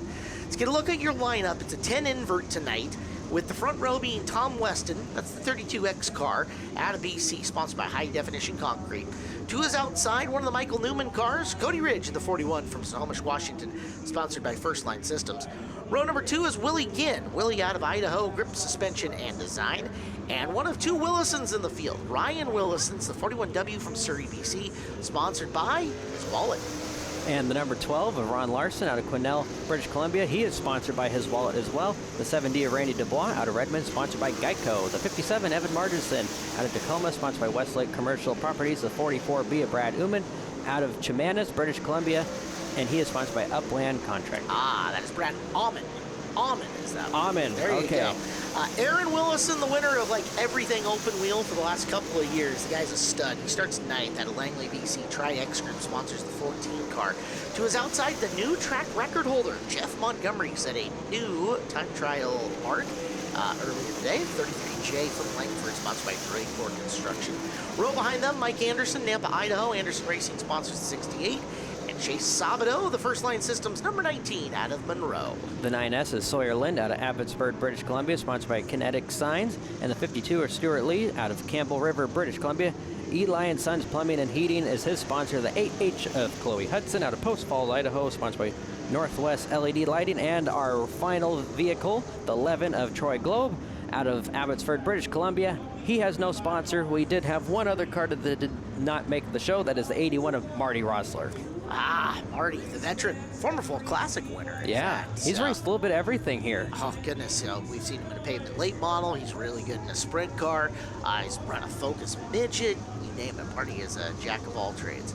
All right, 16 for 50. These cars are drastically going to change over a 50-lap race, so we'll watch how they handle early is not how they're going to handle late, and this is the best of the Northwest. If you got a name in pavement sprint car racing, they're here tonight with the Northwest Sprint Tour at Evergreen Speedway. Thanks to everybody who got together to make this happen. We're excited. They're running for $7,500 to win, and out of corner number 4, green flag, we're underway. And that is the 32 of Jeff Weston grabs the lead as they go into turn number 1. 16 vehicles as he has a huge lead as they come off at turn number 2. And the 41 of that is Ryan Willison will try to grab second, and he is on a tear.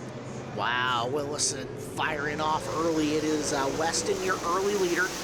Willison is the orange top wing 41. The black top wing 41 is Ridge. They're in the top 3 early here.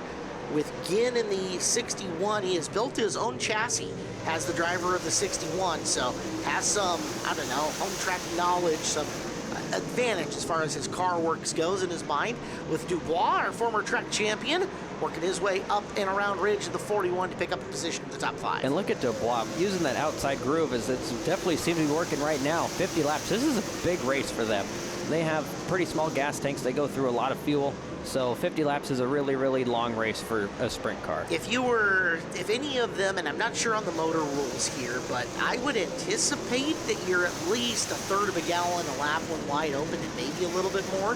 So we'll see how it sequences out as we go forward. We're quickly 4 laps in the books. And guys, this is the fastest cars on pavement you will see here at Evergreen Speedway all year.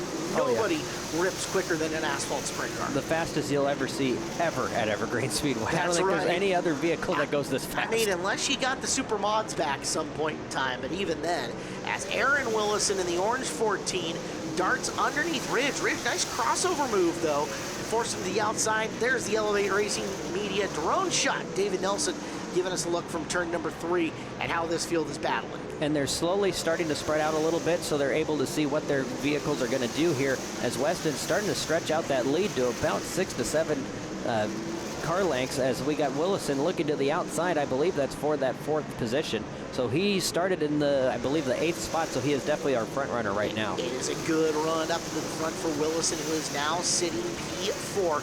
Again, the handling of these cars now is not what the handling is going to be later. You're burning a lot of fuel. That's a lot of weight coming off the rear of it. As you're looking at Brad Almond's 44, that car is real heavy over on the right-hand side, which is good for getting on drive tires, but will wear that right side out a little bit faster. as Willison working on Ginn, finds the middle of the racetrack, and forward goes Aaron Willison. Now it is time for some brother-on-brother work, as he's got to run down Ryan Willison up in front of him. Yeah, we saw that in the Pro 4 trucks. Hopefully this ends a little bit better than the truck race. So as we come off of turn number 4 here, as we got Willison trying to get up to the next Willison there, as the 32 of Weston, he's gone. It's like watching Calvin Miller in the truck race. He's gone for now. We're only 10, 11 laps into this, make it 12 at this point in time. Watch what happens as we've got a caution coming out. We'll go more into this in just a little bit, as we have got a car rolling to a stop. And that is the left rear wheelless, number 12 of Ron Larson. So Larson from Quinnell. Around and around he goes. When he stops, he doesn't know, as he definitely stops there. So would you say that was a tireless effort by Ron? Oh, Chad, that's brutal. Never good when the tire finishes further ahead than the car does. And unfortunately, you start dragging that rear axle on the pavement back there, and you mess up a spline or whatever happens, and it is unsalvageable at that point in time. So rare to see a tire pop off and a sprint car continue, as his race almost assuredly done. Yeah, safe to say he's probably done for the night. So here's the rule for the Northwest Sprint Tour. They try to go 2x2 on the first restart, and you can see a choose cone out there as well. If they don't get a lap complete on a 2x2 restart, they go single file. Okay. So we get a choose cone for the 2x2, and then they go single file if you can't get a restart. If you'll remember, some of our open wheel races have passed that restarts have been physical. You just can't do that here in a sprint car, and especially not on 3/8 when you're carrying all the speed. Yeah, they're easily probably going well over 120 miles an hour, and that's a lot of speed for a small 3/8 mile track. When they used to run on the 5/8 mile, they were probably pushing 160 miles an hour, so that was definitely interesting to see. Have I ever told you about the time I hot lapped a pavement sprint car? No. I did it over at a Freighter Raceway Park back when it was still up and going. It was just kind of a practice, kind of a play day, and a guy by the name of Todd Locus put me in a steel motor heavy car. It was a sprint car. It still went fast, and I got to about half throttle before I got scared. And that's half throttle on a car that didn't have as much power as these guys do. Yeah, definitely. It's a lot. So we're back up and running, green flag.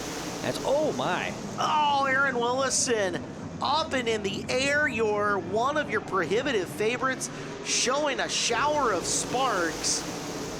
There's the caution, and Willison up and in the air, and something busted. We got more. More happening. Dubois 7. I want to say Sabado's 19 got stopped. As you saw Willison get up and over the right rear tire of the 32 of Weston. And then there at the end, I can't quite pick up the other car.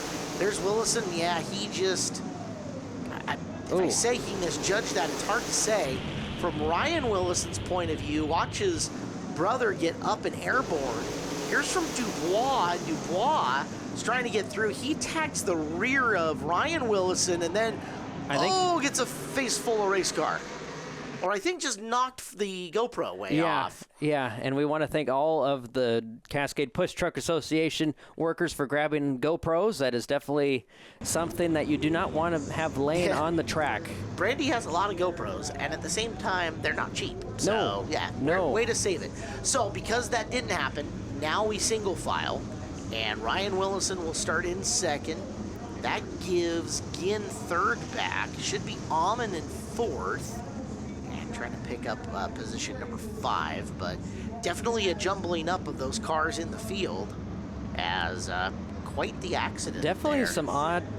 We had a little Dukes of Hazzard going on there in a sprint car. That's definitely not a good thing to have. Oh, it's very bad. Yes. So I believe the one to go was out. Maybe we are going green this time by. Yep. Yes, we are. Yeah, you don't want to start right up on the bumper of the guy in front of you. You actually want to have just a little bit of distance. As Ryan Willison going to go up and around, he will get Weston. He brings Amon with him. As your top 3 changing pretty rapidly, and that's Evan Margison starting to climb his way through the field. Margison up to third on the restart as he barrels his way to the inside. Yeah, Willison will grab that lead. It was really good restart for him, and Amon grabbing that second spot. 57 of Margison runs in that third position. as we got, I believe, it's so hard to tell the numbers. Montgomery's 33J, your new track record holder who's worked before. Nice, nice. Look at that. And look at Willison now. He must have changed something. He's back out and running again. Yeah, Aaron is not afraid to send it. He's got a car that's working in the outside groove, already worked his way back up to mid-pack. As he's closing in on the back again, he is sneaking around. I think he's back into the top 5. Wow, that's impressive. He started well around 14th position, already passed almost 8 or 9 cars in a lap and a half there, so that's very impressive to watch and very fun to watch too. So he's 6th right now, and he's working on 5th. That's west into the inside. He's got a good line around the outside of him. You see a little spark from underneath Ryan Willison's 41W as the car bottoms out as it sets its way into the corner. Look out, Aaron Willison, tight margins, but he is back to 5th after just a couple of laps of caution flag into the back of the field. We have got to thank Granite Construction, proud sponsor of our Super Sprint Car Series and a world leader in the construction industry. Granite Construction, award-winning company and great place to work. If you're looking for a career change, find your dream job today at graniteconstruction.com. So we continue to watch Aaron Willison here slowly move his way up to the front here. As if you were just tuning in, we saw him do a little jump over another vehicle here, and he made his way through the pits and back out. So, but up front is the 41 of Ryan Willison and the 44B of Brad Oman as they are slowly working their way through the field. Again, Willison in 5th, closing on Montgomery, the new track record holder. Remind you too, all these cars that have been on the track the whole time, they're through about 2/5 of their fuel. 8.5 pounds a gallon. So if you think of it that way, that's a lot of weight coming off. As Willison looking to the outside of Montgomery and has a good line on him. Can he make the pass coming out of the corner? No, just a little squirrely that allows Montgomery to hold on to it for now. But Willison not have to worry about the turbulent air off the back of the Montgomery car. As clear sailing, now Montgomery pushes at the apex. That forces Aaron wide. And Montgomery's going to hold 4th for now. Definitely an impressive run by both of them as they're definitely making each other really work hard for it. Oh my, that's we got your race more leader. wheels. Race leader Ryan Willison kicking a wheel off into the green grass out there, and you can see the dejection on his face. Did good not to hurt any more of the race car, but let's watch into the corner. You saw him slowing. Wow. And bye-bye left front. Kind of looks like it. We'll see, but yeah. Oh, and yeah, you could see the very upset, which understandable, as we'll watch and see what happens here. And it was the left. Oh no, left front. Oh, it's like wow. Was it gone? No, no, that's still rear. there. Left rear. Wow. So now 2 left rears have kicked off over the course of this race, and that time it is your leader Ryan Willison who spits one out. That gives the lead to Brad Almond. That shuffles Aaron Willison up another spot. It'll be Almond and Margison side by side in the front row. Montgomery and Willison side by side in row number 2 as the choose cone coming in once again.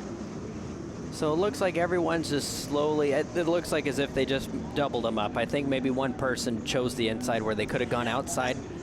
It's really hard to get side by side with somebody in a sprint car. And you don't want to get, I mean, you've got in these cars 90 inches of wheelbase. That equates, quick math, 8 feet, if I'm right, 7 to 8 feet worth of actual like track position on the car. Yeah. You don't want to give that up. Yeah. Right? You're getting a free chance to start right next to somebody. Take it every time. I'd be shocked if anybody jumped way too far out of line one way or the other. Yeah. So this will definitely be interesting to watch. Here is Aaron Willison in 4th, as he is definitely one of the fastest cars on the racetrack. All right, Almond and Margison, 2x2 into the corner. We're 22 in, 28 to go. Green flag, big start as Margison and Almond crisscross down the front straightaway, and Almond will get away from him coming out of turn number 2. But boy, Evan looked like he had a good run. Here comes Willison closing in for 2nd on Evan. That was definitely an impressive start by all 3 of them, as they are still single file through off of turn number 2 down the back straightaway, and it is all Brad Almond up front. Sparkage coming out the bottom of the Willison car. Montgomery sits in position number 4 and a ways back from the battle in the top 3. Margison has not raced as much as he normally does at this point in time of the year. This is usually a driver you see climbing into a bunch of different cars across the Northwest and different forms and function. This is the first time we've seen him at Evergreen Speedway this year. So Evan knocking some rust off and doing a good job holding off Aaron Willison for now. Willison will look to the bottom of turn number 2. Will set it and go into the top of turn number 3. We'll watch and see if this is going to end up like how it was the last time Willison looked to the outside, but he makes the pass so far, and that was a lot better than the time before that. I wonder if as the race goes on, his car is getting better as it goes, since that fuel burn-off is definitely playing a factor here. For some drivers, what you do is you set the car up over tight in the early going, and you let the car come into you as it burns the weight off. You also have the ability to pull the wing back and get more downforce over the rear tires as you lose weight from there.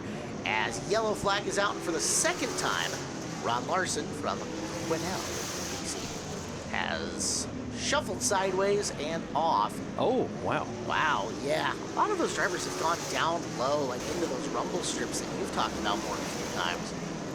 And let's... It was already getting sideways before he went around. That's impressive that he actually made it back out, because I believe he was the one who lost that tire. Must not have hurt the rear axle down in there. That definitely didn't help. No, definitely not. So we're closing in on halfway through this main event. We're going to take a timeout here. Our show brought to you by All Ply Roofing. We'll have more of it coming up next on Home Track Heroes on Seattle 11. Home Track Heroes rumbles on with the Northwest Sprint Tour here on our show. We are about halfway through the main event. I'm Caleb Hart. He's Chad Fitzpatrick. And Home Track Heroes is brought to you by All Ply Roofing. Your race leaders, Brad Aumann in the 44. Aaron Willison in the 14 has been involved in a caution, gone all the way back to the back, has come all the way back to the front. He is outside row number 1 here on the double file restart.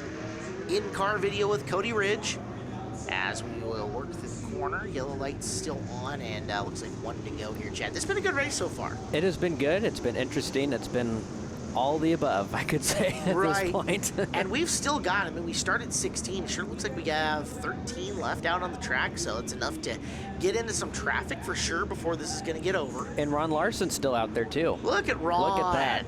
It's the sprint car that never dies. The thing's a tank. Holy cow. So Aumann will restart. Willison will be next to him. Second row, you've got Margison and Montgomery. It's a good start for Brad Aumann. And that's a benefit for Margison, who can stick a nose inside Willison for just a second to make him think about it. Although Evan really not powering down the back straightaway. Front 2 got away, long ways away from him. Yeah, that was definitely a good start by Brad. And then how the 14 of Aaron Willison definitely got up there in contact for the lead as those two rubbed tires off of turn number 2. And let's see here, as they are still side by side as they go into turn 3, contact between both of them, and oh boy. Oh, and Willison backs it into the tire barrier. Aumann, your leader, down on the grass. Boy, that got physical, and it got physical in a hurry. Let's watch and see here. So, yep, unfortunately those two tires hit again, and you're just along for the ride, and he goes tire bowling, unfortunately. Takes out your top 2, and watch it started right here. Willison down, Aumann. You could say that was an innocent touch of tires. Yeah. It's hard to say that about turn 3. Yeah. And at the same time, there they go flying, and there you're watching your lead too, having some issues. Here comes. Uh-oh. Yeah, Willison is coming across the track. Thump! Right with the head and neck restraint and the helmet right into the side of the Aumann car, and no longer will they be exchanging Christmas cards. Dang. Yeah, that was definitely some interesting things that we just saw there. I would love to watch that replay like 15 more times, Yes. and especially if we had different angles of it in turn 3. Turn 1, 2 guys racing hard, going for position. I can see that tire bump there, right? Turn 3, I would have loved to see if Aumann's car had unhooked a little bit and come up track. But like the contact was enough to take the both of them out. From what I saw, it looked like that Aumann may have just drove it in a little too deep. Could have been. And that's unfortunately what happens in sprint cars. If you hit tires, you're just long for the ride. Kind of same thing with stock cars as well. Yep. Now, if you've noticed, the ticker just took 10 laps off. Yeah. So we have shortened this. Obviously, we've got curfew at Evergreen Speedway to deal with, as well as fuel. Yes, and these guys have burned a lot of it so far, so we're going to go down to 12 to go, as opposed to 22, and for the first time in this main event, Evan Margison now leads.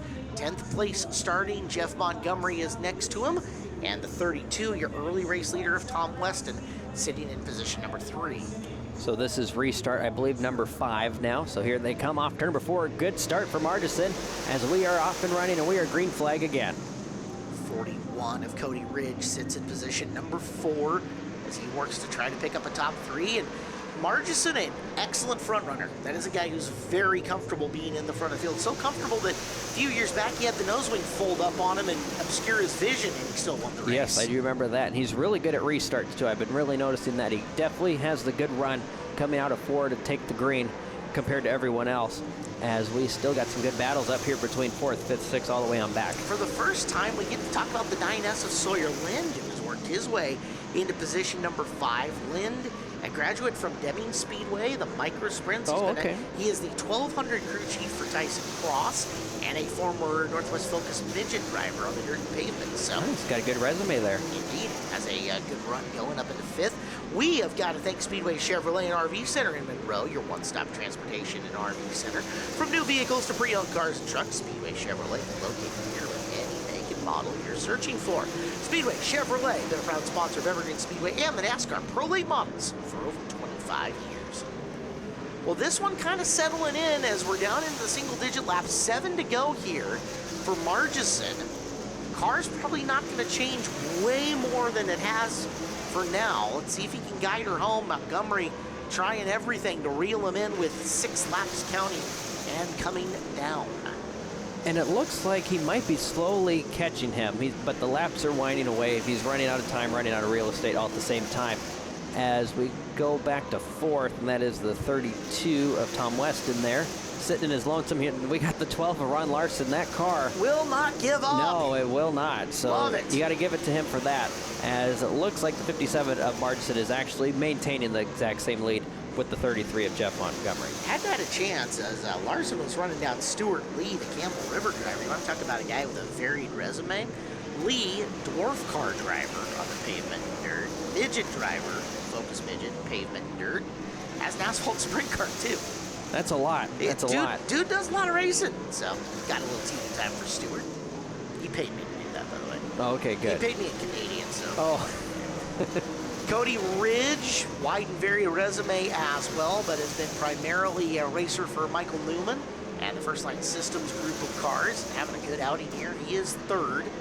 Cody, one of the guys from the Northwest that went down to that open wheel challenge that happened in Las Vegas over the course of the winter.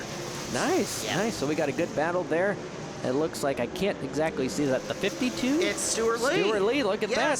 With the right, left rear. I've doubled my Canadian money. As here we go. This is for the win at the very end.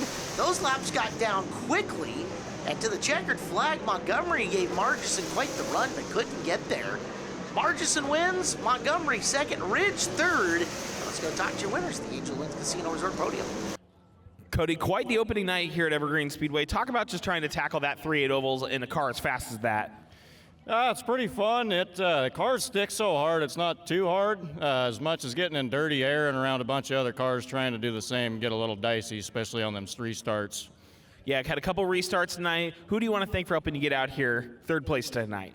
The biggest thank is Newman Racing, the team we're racing for, and Michael. We got Drywall Distributors and First Line Systems, Inc. on the car. We'd really like to thank NST and George for putting all this on and getting everything going for us. A heck of a series starting off this year. All right, let's give it up. 3rd place tonight, driver of the 41, Cody Ridge. Jeff, tough race tonight. Set a track record in qualifying, but get up here to 2nd after kind of a choppy main event. Just talk me through your day for the 33J. Yeah, we unloaded real fast. We had a really good car. We had a heck of a car qualifying, and then when we put fuel to it in the heat race, it got tight, and we tried to free it up for the feature, and I ran most of the feature tight, and finally, last 10 laps, the car actually started to come on, so we're pretty happy, though. It's a fairly new car. We don't have a lot of laps on it, so we're happy we're there. We just got to fine-tune our main event setup, and I think we'll be all right, so congratulations to Evan. I'd like to thank Rob and Lee Late for putting me in their hot rod, and yeah, we're having a good time. Yeah, good run more night. What more did you think you needed to get to Evan up there? Well, I got to him. They checked it, and I think he beat me by a 10th, which is pretty cool. And I like racing with Evan. He's a good dude. He races you clean. So yeah, it's cool. I would have liked to win it, but I'll take a second after all the carnage. It was kind of a survival deal, but we're happy. The car's in one piece, and we'll go to State Line in a couple weeks and have some fun. Anyone else you want to thank for helping get out here? Yeah, I got to thank Dracor Construction, Maxim, Shark Racing Engines built this new motor over the winter, and it hauls the mail, so we're pretty happy. Let's give it up, driver the 33J, second place, Jeff the Hurricane Montgomery. Evan, walk me through that day, walk me through that race, and what does it mean to be the inaugural Granite and Can-Am Shootout winner? It's pretty cool. I mean, after going winless last year, to pick off a win right off the bat here is pretty cool. Especially with the quality of cars that's here too. So it's nice to see sprint cars alive and well back here at Evergreen, and look forward to coming back in August. Yeah, tough race for you guys. Got kind of choppy there at times. When you're feeling a race like that, do you get nervous in there, or do you feel cool as a cucumber no matter what out? I was just hoping for a long run. Our stuff was rolling pretty good there as the race went on, and those short runs were just kind of killing me. The restarts are tough. I mean, everybody's so aggressive, and you have to be really, just because once it gets strung out, it's so hard to pass. So, I was hoping for a long run there. Would have been nice to see, mix it up. But, yeah, all in all, it was good. A lot of people that thanked that got us here: Signature Texturing, Westlake Properties, Huck Starter Coffee, Fleet Service, Kennelly Keys, Frankie's Pizza, all the fans for coming out and, braving it. Let's give it up. The inaugural Granite Can-Am Shootout victor, the 57, Evan Margison. Well, congratulations, Evan Margison. Him, Mary Jo, the kids, $7,500 richer in our first big sprint car race of the year. Very cool. And he survived, too. Yeah, it's a big part of it. 40-lap win there. Let's move on. It's the All-Ply Roofing Legends coming up. They've got 30 coming up. Around the 3/8 mile once again. It's an interesting field. We got an interesting story to tell you as well about why the field's lined up the way it is. But for now, lineup includes Joe Decker, the 86 out of Duval, is on the pole, sponsored by Lewis and Maine. Next to him, Jeff Muller, the 86X out of Lake Stevens, sponsored by Thermotech. Row number 2, Shane Salwin's got a feature win on the year out of Snohomish. Car number 4, sponsored by Mr. Disney Motorsports. And Samantha Schwartz, the 40 from Mercer Island, sponsored by Mountain Equipment. 42A is Piper Alton out of Port Angeles, sponsored by Mom, Dad, and Aunt. The 15D of Davis Jacobson out of Wilkerson is sponsored by the Truck Shop. And the 20A of Andrew Reel, he is out of Oregon, has no sponsor. He's looking for sponsors. The 10 of Chris Thompson out of Snohomish, sponsored by Weather Right Roofing, Inc. 5th row is Dakota Gruchala out of Snohomish. Sorry, they get Gruchala, 27 from Snohomish, Apex Home Services. Jeremiah Johnson's the 13 outside of Dakota from Linwood, the LV Motorsports car. Rick McNeil, the 11M out of Bellevue, sponsored by Optimus Construction. And outside row number 6, Kaylee Decker, the 68 from Duval, sponsored by Lewis and Maine. In the other 11, the 11 is Danny Arnold out of Pillop, sponsored by Northern Environmental. The 20 of Damian Harris out of Lake Stevens, sponsored by Flowmaster Gutters. The 76C is Josh Velock out of Edmond, sponsored by Put Your Business Here. He's looking for one. The 98 is Aaron Flett out of Tacoma. He is also looking for sponsors as well. How about this for row number 9? It's Braden Wager, your points leader out of Camino Island, the dirt cheap sewer Ava Cannon real estate car in the 30B. And the 19 of Jaden Luce out of Issaquah, sponsored by Mom and Dad, also a top 5 in points car. Chad, as these two were going out to qualify, and apparently it was the only two that it hit, but we had our one lonesome little itty-bitty rain cloud of the day come down and precipitate on them. And they both had to do it the hard way. They're both top 5 in the points. They had to go through the B main. It was a 15-lap B main. They both transferred first and second. That's how they start right now. The main event is a little bit smaller. We went down to back to the old 18-car full main event. So we'll watch and see what happens here. It is Joe Decker leading the way as they come off of turn 3 and 4. Very, very slow start.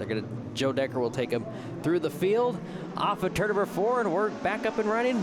Legend time, here we go. Yeah, it was a snail's pace there coming down the front straightaway, but it's what Joe wanted to do. Leader sets the pace, we're off and running.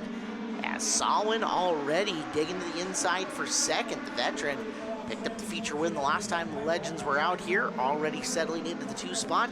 with Decker the leader and Solin coming after him into turn number 1 for the lead. Yeah, he's definitely wasting no time. Shane Son looks to the inside of Joe Decker as they come off of turn 2. He will grab the lead. He is going to set sail, and he is gone with about 2 car lengths over the 86 of Decker. Samantha Schwartz sits in 3rd, 4th Piper Alton, and 5th is the 15 of Davis Jacobson, and that's how they run right now, single file at the paint. So I've said it a couple of times tonight at the risk of sounding like a broken record, but you've got another guy that's out in front of a field that's very comfortable leading races. Shane is very comfortable being the guy who says, all right, this is the pace I want to run at. Here's where I'm going to be, and if you can beat me, so be it. Right now, he's watching in his rearview mirror. Schwartz in the 40, peeked to the inside of Decker in the 86. She's got a good line, but couldn't make the pass in those corners. Looking good going into the corner. We'll watch and see if she has some good speed through 3 and 4. Seems to have a little bit more speed through the middle of the corner, but Decker gets her coming off of the corner. So it's kind of counterbalancing both of them. Where one's weak, they're good. Where the other one's weak, they're good. So, but that was a good bobble from the 86 of Decker as they came off of turn 2. He was absolutely loose as a goose coming through the corner, but you look at it, he stretched it from Schwartz over the course of that lap as we will see a caution flag. JD finds Piper Alton to the inside of, I think that's the 2nd turn, and let's get a look at it. Down the, it's 3rd corner. So let's see here how this happens. It's very, the hard part is very dark. So we'll watch and see here. There's Alton running up in the back of Damian Harris, and that car started to unhook middle of the back straightaway. It almost like dipped the tires just far enough off to send the thing spinning. So caution flag is out. We will come back. We'll finish the All-Ply Roofing Legends main event next here on Home Track Heroes. We appreciate you guys hanging out with us here on a Sunday night on Seattle 11. This is Home Track Heroes, brought to you by All Ply Roofing. I'm Caleb Hart. He is Chad Fitzpatrick. And if you were tuning in to see the Big Bang Theory, well, you kind of have Big Bang race car here. As far as the Legends race go, although it's been pretty tame so far, Shane Solwin leads early. Joe Decker, Samantha Schwartz running up in your top 3 with a lot of laps to go, 26 laps to go here in this one. See what Solwin can do as he brings us back to green. So he's definitely been the one to beat so far this year as we're going to go green. That was a very fast start as we are green once again as Schwartz to the inside of Decker as they go through 1 and 2. That was a very good start for Schwartz as they come off of turn number 2 down the back straightaway, and Schwartz will grab 2nd for the time being, but we are going to go yellow here. Yeah, you can see him whether you're watching the left or you're watching the in-car from the Jeremiah Johnson GoPro. And once again, big thank you to Brandy because she put a lot of GoPros on a lot of cars and had to go chasing after quite a few of them. Yes. As well. Her and Sexton and Ashley doing some great work for us on that. And I guess they must not have liked the start. I think so. I think that was a little bit too fast for what the officials liked, so they're going to tell Shane, slow it down a little bit, make sure the field goes with you. And depending on your flagger and your place, you will see a lot of guys, a lot of veterans go, yeah, I'm going to jump this a little bit. Make them make 100%. The call on you. Try to thread the needle here. See what you can get away with. Yep. Now Shane knows. So, and the other thing is they told him if you probably do that one more time, you're going to go to the back. Yeah, he'll probably be more conservative here, and that really offers an opportunity for Decker to push the envelope if he wanted to. And that was a perfect start right there. Side by side at the line, we're green again. And Schwartz could not get that good restart like she did that last time because Shane stayed with the field this time. So, but they are still side by side as they go into turn 3. Andrew Reel, Davis Jacobson, Jeff Moeller, that's your top 6 right now as they run side by side all around the racetrack. Oh, Andrew Reel is using that front bumper. He is muscling his way up and into the spot. Down low goes Reel in the 20 car and push him into what I believe is P3 at the moment. Yep, sitting in 3rd. He's raced Pro Late models a couple times this year over at Tri-City Raceway, Wenatchee Valley. As we got another caution as we'll watch and see what happens here. All right, so Seattle 11 camera crew has got to look at it. That's a hood sitting on the raceway. And here we go, replay time in through the corner, and there it goes. Bye-bye, flying chickens in a barnyard. There goes the hood. So we'll watch Aaron's point of view right there. As looks like he's just out for a nice Saturday night drive, and then there it is. Wow, well, if you can dodge a hood, you can pretty pretty much dodge everything. Yep, if you could dodge a wrench, you could dodge a ball. So let's see if he can do that. Contact with McNeil. Wager's flying blind, and then it comes flying off the race car.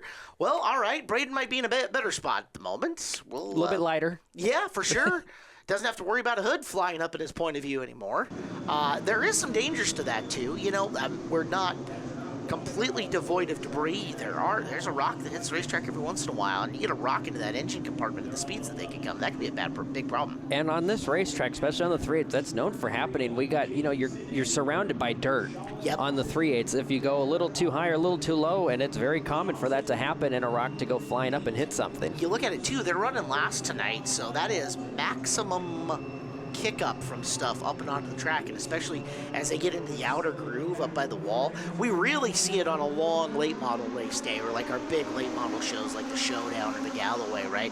The top of the front straightaway just gets accumulated with rubber pellets and more. Yeah, you can hardly walk up there. It's that bad. But we are back to green, and it is Shane Son once again. Joe Decker hanging on for dear life for second as Schwartz once again look to the inside. Great battle up front throughout the whole race. Yeah, Joe needs to get down here in turn number 1. He needs to get off that high groove where he was, and he will do exactly that coming out of 2. That shuffles Schwartz backwards as Real in the 20X. I think, if I remember correctly, Real has got Ricky Arnold overlooking that program with the Legends. Oh, okay. He's out there and running in him, and Ricky's a really sharp cat. He's been around this game for a long time. So the 20X looking awfully good up in third today, and got a lot of good help in the pit area. That helps. Yeah, that definitely does help. As while those three are all fighting for their spots, Shane Son is opening up his lead to about 3 car lengths over the rest of the field. Joe Decker hanging tough in second as Real trying to find every way. But it's interesting to see Decker leaving the outside lane open, but it seemed to work there. He was able to use that momentum and turn the car straight coming off the corner where Real couldn't do that. That run he keeps getting off of turn number 2 that opens it up down the back straightaway has been a huge help for Joe. Real coming in on him. He will make a bid to the inside in 1, but Decker, at the point in time where he gets that momentum rolling forward, just really strong exiting the turn, and that keeps him in the 2 spot, at least for now. Yeah, it's definitely working for him right now as we speak. But one of these times, Andrew Real might get a really good run through the middle of the corner and might make the pass. But I'm starting to see here that Decker may have figured that out because he went back down to the bottom. That was fun. Punch, counter punch, right? Yeah. As we're going to look at Joe's daughter, Kaylee Decker, in car on the footage, and she's amongst that pack of 6 race cars right now, make it 7. They're all dueling for position back there, including the now hoodless Braden Wager. Yeah, running a little bit light. He is currently our points leader, as now we go back to up front. That is our battle for second, Decker and Real. As, getting a little close there. Bumpers almost hit each other to 3 and 4. 19, make it 18 to go, as we still got a lot of time left in this, but this is definitely a good battle shaping up. Yeah, Joe's trying to force the 20X of Real down onto the rumble strips. He said, if you're going to go underneath me, you're going to have to be under that white line to do it, as he's made that slight correction to his racing groove. You see it, he is definitely narrowing his entrance to the corner, but that's helping him guard that white line at the apex. Real's going to have to counter adjust here to make something different happen. Yeah, that last lap that I saw, he's done it the last couple actually. He opens the door just slightly, goes into turn 1 a little later, and then he turns right down. But that time, Real was able to get right alongside Decker. That is our battle for second. They are side by side, and now give it to the 20 of Real as they go into turn 3. Nice move by Real. Right place, right time for him, as now it is Schwartz quickly up on the back of Decker. See what she can do with the veteran, as Shane saw one. It's almost a straightaway worth of advantage. That battle between Real and Decker certainly opened up a lot of track space for Shane to enjoy. And we'll now see if Andrew Real can track down the 4 Shane Son. He's got a lot of time. Well, actually not really. We're halfway down through this, 15 down, 15 to go. So it's going to have to take a caution for Andrew Real to catch up to Shane Son here. Now, it's the Legends. We are used to seeing yellow flags. It's rare that you get a gigantic green flag run, especially all the way to the end. But you can never bank on that, as they're working on it right now. They were trying. Danny Arnold at the 11, a little contact to the back of the 11M of McNeil. The hoodless Braden Wager continues on. I don't know if that's the nickname that he wants, but it might be the one that he has earned. Yeah. As we are sitting here and thanking All Ply Roofing, because they're the guys who help bring us Home Track Heroes all year long. Is your roof keeping up with all the weather, washing conditions out? Call All Ply Roofing for a free estimate at allplyroofing.com. Your residential and commercial roofing team, All Ply Roofing. 13 laps to go. Shane Son still way out front. Andrew Reel not closing in at any time. So once again, we will need a caution for them to do that. And this has been, and I'm afraid to say it, but it's been one of the cleanest races I've seen with the Legends probably within the year so far. They were rough starting this year. As if you didn't lay the whammy on Ron Larson from Quinnell, BC in the sprint car race nearly enough. No, now you got to pull that on us in the Legend name. Yeah. That's you know why I can because I'm up here, not out there. That's right. Well, we'll see what happens next time you're in the Pro Late model and how much I can talk about Chad Fitzpatrick. Gosh. God, yeah. Don't say a word. I won't. I'll do my best. By the way, you were supposed to get a word of the weekend this week because we're getting bribery from the guy that's going into the hospital tomorrow. Yeah. Did you work it in? No, I didn't. Well, I worked in the quote. Okay, good enough. Yeah. Wager in the 30, you've got the in-car on him, works his way into the bottom of turn number 3 as he is tight up on, gotta find the driver roster because it's hard to see this number. All right, so tight up on Decker, and he will make the pass. Look, those cars look very similar. Davis Jacobson was the 15 car in that. Jacobson was running the top 5 for a long time. He has faded since this yellow flag restart. And this has probably been, like I said, I don't want to talk bad or anything, but this has been probably the longest green flag run that they've had all year at probably almost all the racetracks. So this is definitely interesting for them. They're all learning at the same time to see what these cars are going to do on long green flag runs. Tip of the hat to these drivers doing a really good job making clean laps here as we had one of the cars that couldn't pick out the number. It happened so fast, cut way down out of the corner. I believe that was Moeller. Nice move, Moeller. This is for second. Schwartz has reeled in Reel. So not only has Reel not been able to catch Son, but here comes Schwartz, and the battle for second is not over with 6 to go. Yeah, he's definitely going to have to get into defense mode here as we'll put the 98 of Aaron Flett down a lap as he will get out of the way and not hinder our leaders in any way. As, it's looking like the 40 of Schwartz is right there. So we got 5 to go, and we got a caution. That's on you. Alton. Piper Alton around. So that's 2 strikes on the 42. We'll watch and see what happens here. All right, coming off the second corner and watch coming in. Happens so fast in these little short wheelbase high power cars. Yes, it's very easy to do that. And you can see the back end coming around right after she picks back up on the throttle. So Alton brings us to a stop. Shane Solwin's lead gone. However, we know as long as he can get this restart in how much stronger he looked than Reel. What this does, though, is double him up everywhere in behind him. So Reel's going to be on the outside. Samantha Schwartz, who was right closing on Reel, will now have the benefit of the inside lane here in this restart. If they can string Reel out on the outside, she's got a chance to get by him. Yeah, her car was looking really strong as the green flag started running, as the laps were winding down. So we'll watch and see. But look at Braden Wager from 17th to 5th. Ooh, if they had a hard Charger award, he would definitely be the winner of that one. Nice scramble by him. How's Jaden Luce done? We have not seen Jaden at all. Running 9th. All right. So still, that's some good. He picked up 9 spots. Absolutely. So they're 3 wide going into turn 1 there. And I think that was Jaden Luce, who was all the way down to the bottom, picking up a bunch of positions. Made it work out. So they are still side by side as Luce moves into, wow, that is some good traffic maneuvering right there on Jaden Luce's part as they move into He's fifth, right behind Wager in 4th. So still a chance for Luce to get by Braden, make some points on him. Now look at this at the front of the field. Andrew Reel, a renewed sense of optimism as he's right up on the back of Solwin, really thumping and hammering on him here at the tail end. So Reel had a little extra left in the tank, might have just needed a second to breathe as he's bidding for the lead, and we will go yellow. And we got some more cars going around. Looks like that was Jeremiah Johnson. We got Ricky Arnold and the 27 of Dakota Gurchella going around as... It started with Arnold, who got into hot. Gurchella ahead of him just spins out independent of the accident. Arnold starts it. Wow, Jeremiah Johnson got a bad break there. Wow, he definitely, another Dukes of Hazzard. We've seen that twice now tonight. Wow. Full send on the Legend. It's like legend autocross at And that point in time. you know, he's flipped that car before, so I think he might have had some flashbacks there.